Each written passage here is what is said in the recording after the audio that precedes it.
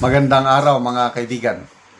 Bigyan natin ng opinion, reaction itong post ng Feed Your Mind.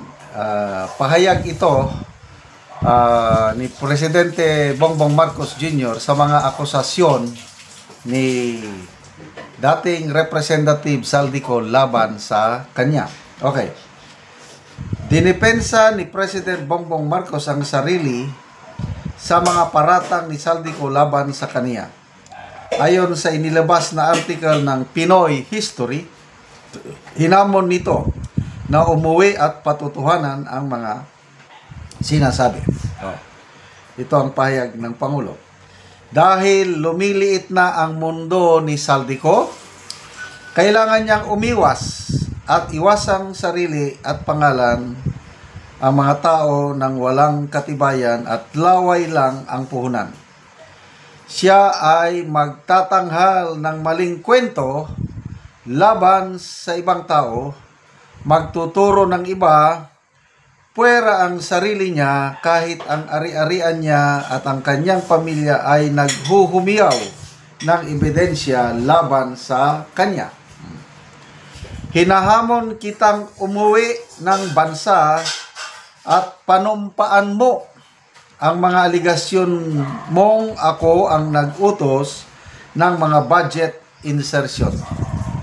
Huwag niyo kalimutan na ako ang naglabas ng anomalya tungkol sa flood control. Bakit ko ilalagay ang sarili ko sa sitwasyon ako mismo ang mapapasok? Yan po ang sagot ng Pangulo. So, tingnan natin. People who reacted. Okay. Sino ang tumatawa, sino ang galit, ilan palang tumatawa, ilan ang naniniwala sa kanya. Ito, labanan. 42,000 ang tumatawa, 22,000 lang ang nag-like sa kanya. Plus, may 2,000 na nag-love. So, halos kalahati. Kung tignan mo ang labanan, nasa 70 o 65% ang hindi naniniwala sa Pangulo, 35% lang ang naniniwala sa kanya. Dito sa reaksyon ng mga tao. Okay? Mga comments. Carlos Kita, retired general ito, senior officer ko, commander ko dati. Sabi niya, hindi uuwi si Saldico dahil buong puwersa ng gobyerno ang kalaban niya. Alam din ng mga nasa pwesto yan, kaya ang lusot nila ay pauwiin ko no si Saldico na hindi rin naman uuwi. Kaya ang focus ay sabihin na puro kasinungalingan ang sinasabi ni Saldi. Parang he said kung sino ang magandang argument siya ang paniniwalaan ng madla. So, ang labanan na ngayon is battle of public opinion. Sino ngayon ang mas paniniwalaan? Si Saldico o ang mga sagot ng Pangulo? O sagot ni Martin Romualdez? Simple lang, my conscience is clear. Sabi niya. Ayokong patulan ang sinabi ni Saldico dahil hindi naman under oath ang kanyang sinabi. It does not hold water in the court of law. Ganyan din ang sinasabi ng Pangulo na umuwi ka, panumpaan mo ang sinabi mo.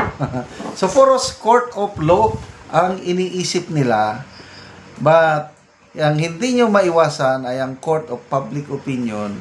Alin ang paniniwalaan ng taong bayan? Kung ako ang inyong tatanungin, paniwalang-paniwala ko sa mga sinasabi ni Saldico kasi insider siya. Siya ang bagman. Alam niya kung ano ang nangyayari sa budgeting process. Yung sinasabi ng Pangulo na siya ang nagsiwalat, ay hindi ko tatanggapin yon. Ang unang nagsiwalat yan ay si BP Inday Sara.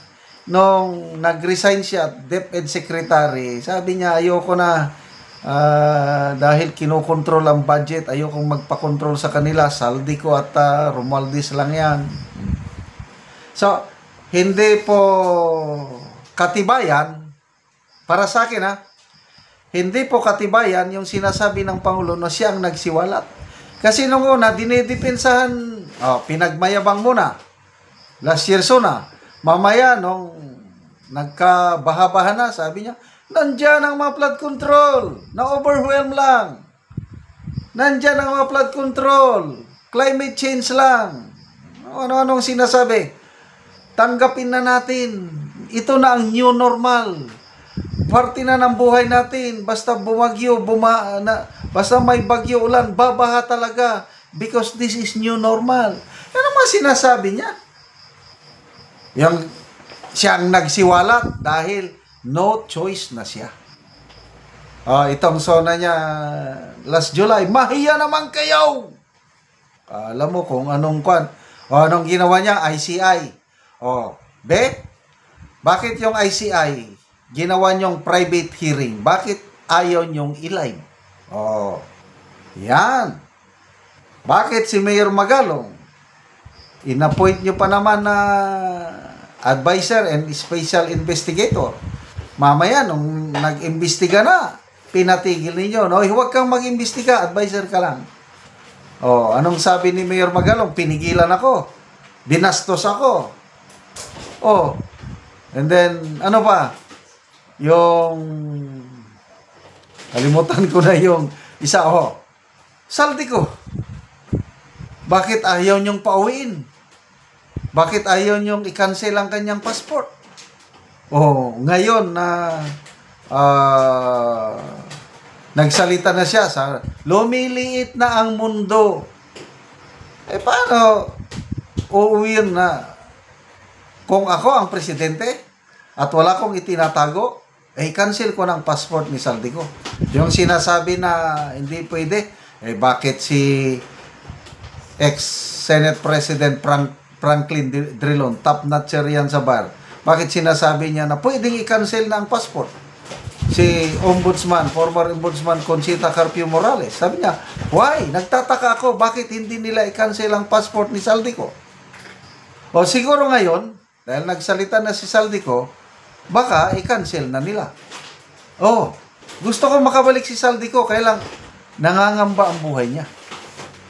Magtatago na yon kasi nagsalita na siya Basta ako, naniniwala ako sa mga sinasabi ni Saldico. I don't know sa iba. So, labanan ng public court of public opinion. Sino ang mananalo? Sino ang paniniwalaan? Si Saldico o ang Pangulo at ang kanyang pinsan nga Martin Romualdez? Bahala na ang taong bayan. Salamat mga kaibigan sa inyong pagsubaybay sa ating channel. Nakatulong kayo ng malaki sa Tribong Talandig ng Bukidnon dahil ang income natin sa channel na ito is pantulong po sa tribo. Namimigay tayo ng mga libreng yero at pako para makapagpatayo sila ng mas maayos na tirahan. Panoorin nyo ang video na ito. Karon mo na ni ang natagaan na mo gero si Angkol kuha na ni karon mag-atop na.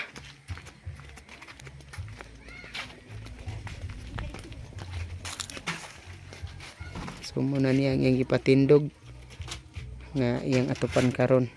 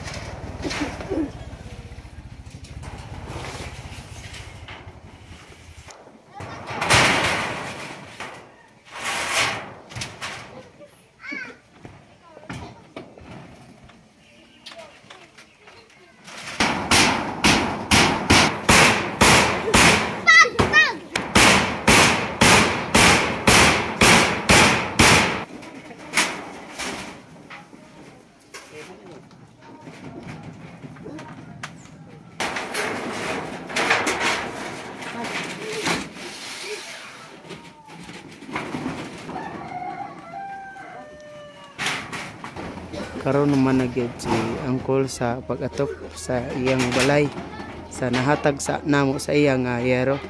So maayo na gyud nga tan-awon. Unang-una, nagpasalamat ako sa Ginoo.